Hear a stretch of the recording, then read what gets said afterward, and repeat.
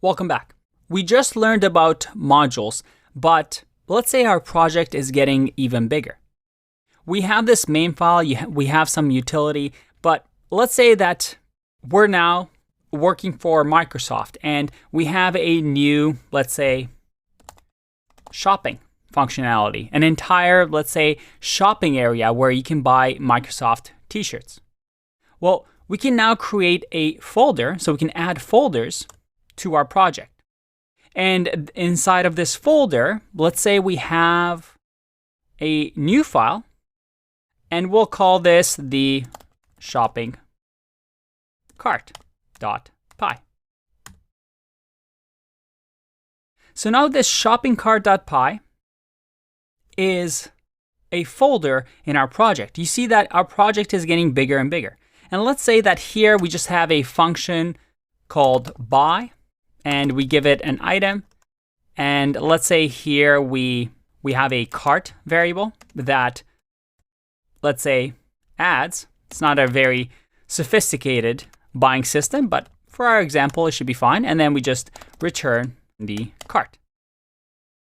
Now in here, we have this buy function.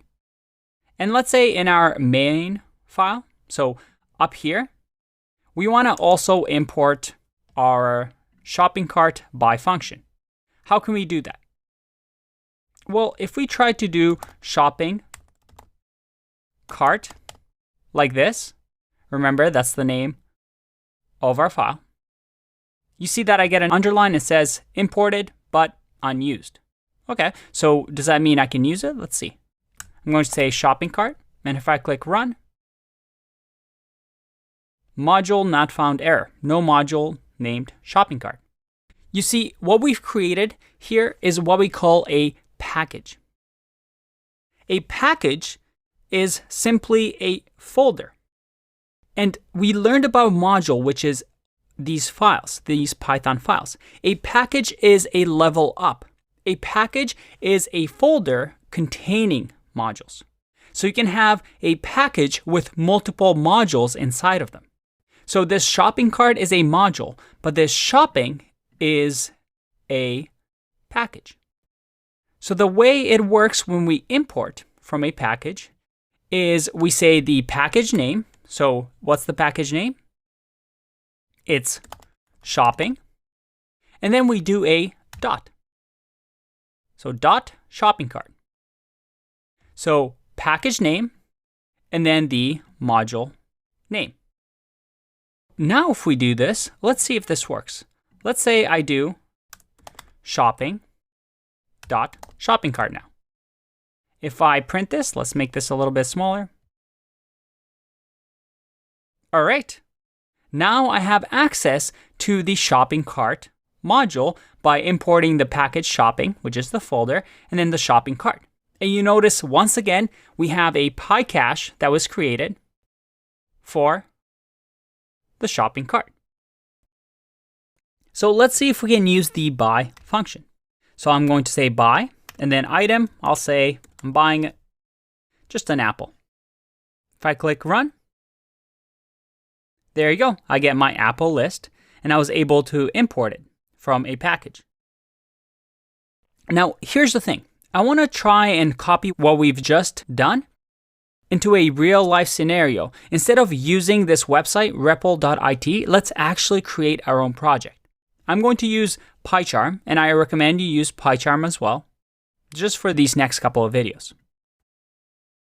Let's open up PyCharm, and let's just create a new project here. Now we can call it whatever we want. So let's just call it modules for now for our project. You can see where it's being saved. And remember here, we get to pick what interpreter we want. We're going to talk about this virtual env later on in the videos, but the key thing is to make sure that our base interpreter is using Python 3. In my case, the Python 3 that we've downloaded in user local bin. If you're on a Mac or Linux, if you're on Windows, this path will probably be different. Now we can just create a project. And we see here we have our modules project. Now, we're going to ignore all of these folders for now. We're going to talk about them later on. The key here is that we want to create a new file. I'm going to just right-click here and say New Python file. And we can just call it, let's say, main.py. And notice here that I created in a folder called venv. We'll get back to that shortly. Now let's make this a little bit bigger so we can see. And we're going to copy whatever we've just done here. So I'm going to copy the main file like this. Oh, that did not copy. Let's try that again.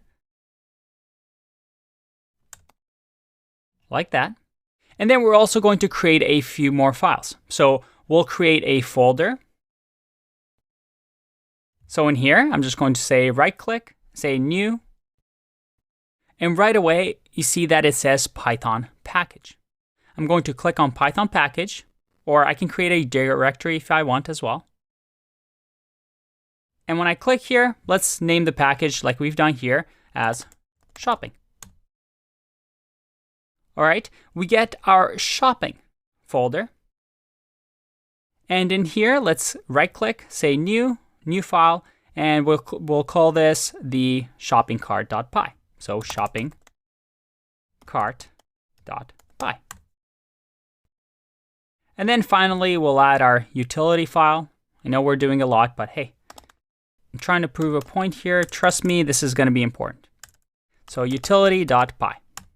There we go. So we have the same setup that we have here. Let me copy this over as well.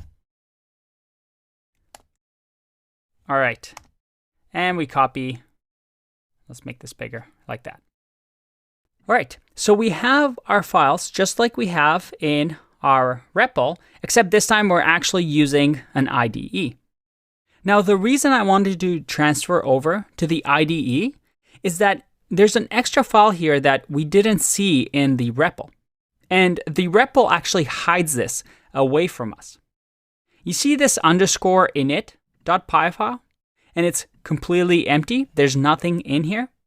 One of the rules of a package, of a Python package, is that on the root of this package, you have to have an underscore init __.py. Now, why is that? Well, because the interpreter is going to read this and say, oh, this is a Python package. Remember how when I right-clicked here, I said New, and then I had an option of a directory or a Python package? By clicking Python package, it automatically added this init for us. So although here everything worked without a init, this is just something that REPL hides underneath the hood. Anytime you want to create a package, you'll see that we need to have an init file. And it can just be completely empty. Now, the beauty here with PyCharm is that it does it for you, which is really, really nice. Okay, so let's run this code and make sure that it still works. So this is our main.py. I can simply run the code here by going to run and then selecting run. Let's run our main file. Oop, and we get an error. Let's zoom in here. And we see that module shopping.shoppingcart has no attribute by. And that is because we did not import the by function here. So let's do that. Let's go to shopping cart, by. Make sure I copy that. Paste it in. Let's zoom that in. And by the way, I'm zooming here on my touchpad. I can just use 2 fingers to zoom in here. If I click run again, and this time once you ran it once, you can just click on run again. And there we have it. We have Apple right here as the output.